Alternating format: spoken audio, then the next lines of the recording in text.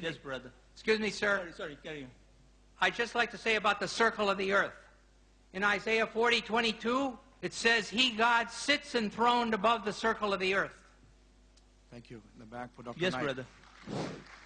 For Dr. Zakir. Dr. Zakir, you said there isn't any mistake in Quran. I see more than 20 mistakes in Arabic grammar. And I will tell you some of them. إن الذين آمنوا والذين هادوا والصابئون. He said in Baqarah and Hajj, إن الذين آمنوا والذين هادوا والصابئين. Which is right? الصابئون or الصابئين? Number one. Number two. Brother, He said, brother, one question at a time, yeah, please. but at the same thing, he said in Surah Taha 63, إِنَّ هَذَانِ لَسَاحِرَانِ. Mistake.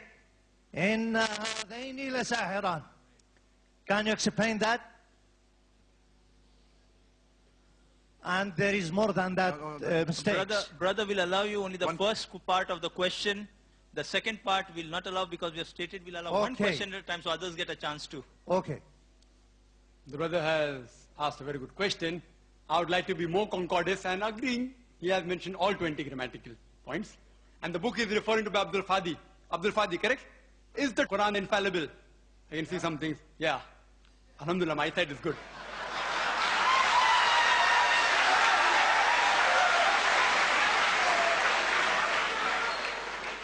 I will answer all 20 together.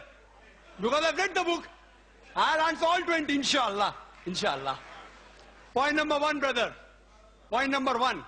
Point number one to be noted that all Arabic grammar is taken from the Quran. Quran was the highest Arabic book, a book which has the maximum level of highest literature. All the Arabic grammar has been derived from the Quran. Quran is the textbook of grammar. Since Quran is the textbook of grammar and all the grammar is derived from the Quran can never have a mistake. Point number one. Point number two. Point number two. Point number two. It is like, taking a ruler and the ruler is there, has a measurement and you're saying the measurement is wrong. It sounds illogical. Point number two.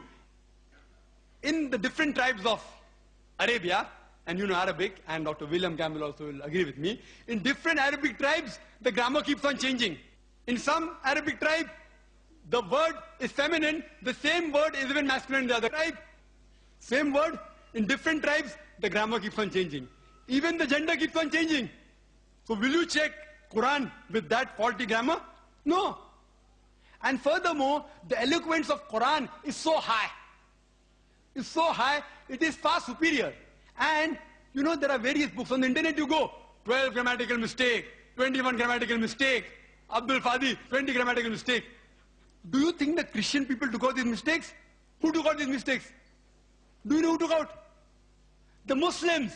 The Muslim scholars like Zamakhshari, what they did, that the Quran grammar is so high that it goes against the conventional use of the Arabic. The Quran grammar is so high. To prove the Quranic grammar was high, they gave examples. And I'll give you a couple of examples which will answer all his 20 questions. They give the example, like we read in the Quran, it says that the people of Lut, alayhi salam, they rejected all the messengers. They rejected the messengers it's mentioned. Dr. William Campbell said, the people of Noah, they rejected the messengers. We know from history that there was only one messenger sent to them. So it has a grammatical mistake. Quran should have said, the people rejected the messenger, not messengers. I agree with you.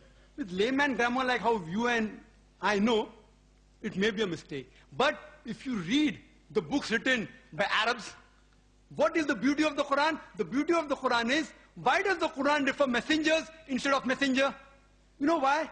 Because we know that the basic message of all the messengers was same, that there is one God, about Tawheed, about Allah subhanahu wa ta'ala. By mentioning the people of Lut alayhi salam, the people of Noah rejected the messenger, it says by rejecting Lut alayhi salam, they are indirectly rejecting all the messengers.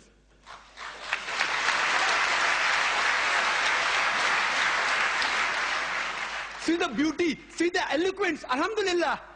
You may think it's a mistake. It's not a mistake. Similarly, people like Anuj Suraj says that Quran says, kun fayakun, be and it is. It should be kun fakana, be and it was. Agreed, past tense is kun fakana in Arabic. It's not kun fayakun. But the kun fayakun is more superior. It says, Allah, it was, it is, and can do. Past, present, and future. Thank you, Dr. Naik.